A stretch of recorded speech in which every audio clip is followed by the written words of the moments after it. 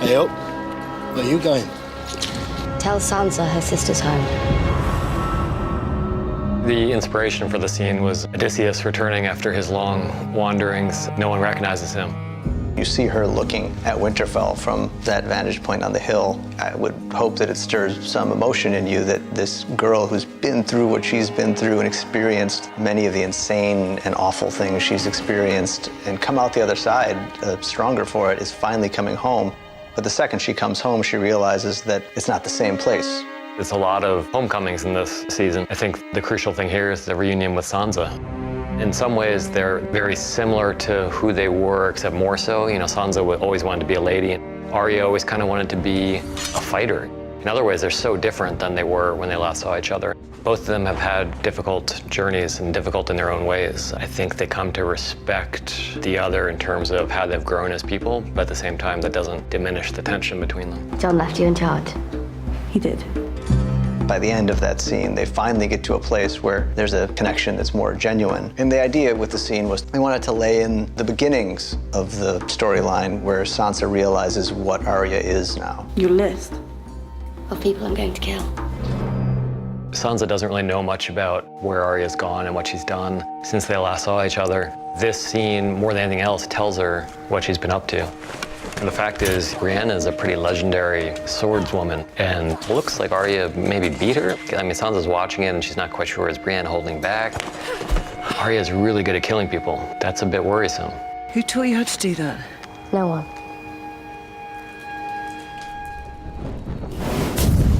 The idea that this is like one of those French caves where prehistoric man lived and painted on the walls, except in our case, it wasn't prehistoric men, but children of the forest. It's supposed to be something that's very evocative of the thousands of years that have passed since these caves were first explored and the paintings were first made, and also obviously something that's quite relevant to the current storyline because it's about how these two disparate peoples united to fight the common enemy. There are a number of symbols on the walls. Some of them are supposed to remind us of patterns we've seen before, going back to the very first geometric pattern on the show, which was the weird array of body parts that the White Walkers made. One of the things we learned from these cave paintings is that the White Walkers didn't come up with those images. They derived them from their creators, the Children of the Forest. These are patterns that have mystical significance for the Children of the Forest. We're not sure exactly what they signify, but spiral patterns are important in a lot of different cultures in our world, and it makes sense that they would be in this world as well. The enemy is real. It's always been real. There's tension on two sides. One is the political, where Jon Snow has his own very specific purpose here on Dragonstone, and that's to get the dragon glass and, if possible, to convince Dany to fight with him. And Dany has her own very specific purpose, which is to get Jon to bend the knee. There's conflict, and it's conflict between powerful people, and then to make it all even more complicated, they're starting to be attracted to each other. And so much of it is not from dialogue or anything we wrote, it's just the two of them in a small space, standing near each other, and us just watching that and feeling the heat of that. What is it? We took Casterly Rock. That's very good to hear.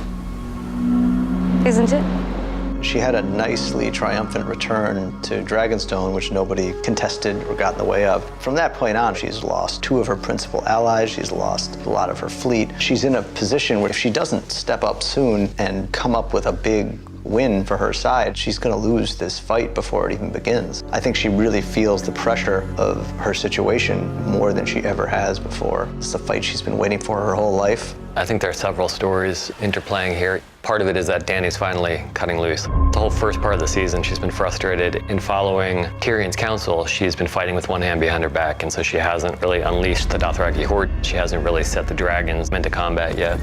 With the Loot Train battle, one of the things that's most exciting about it for us, this is the first time we've ever had two sets of main characters on opposite sides of the battlefield, and it's impossible to really want any one of them to win and impossible to want any one of them to lose. We can hold them off. This dragon flies up. That makes it a totally different situation. It's almost like what if somebody had an F-16 that they brought to a medieval battle. You start to scrap the history of it a bit and just think about how would those things interact with each other in a way that's exciting and believable to the extent that dragons are believable. Qyburn realized that the dragons were vulnerable. They might be fearsome beasts, but they are mortal and they can be hurt and they can be killed. So we see the Scorpion come into play, manned by Bronn, and we see Drogon wounded. things turn out okay for them, but I think it also changes the calculation a little bit because now they know these weapons are on the board. This ongoing war with Cersei is entering into dangerous territory.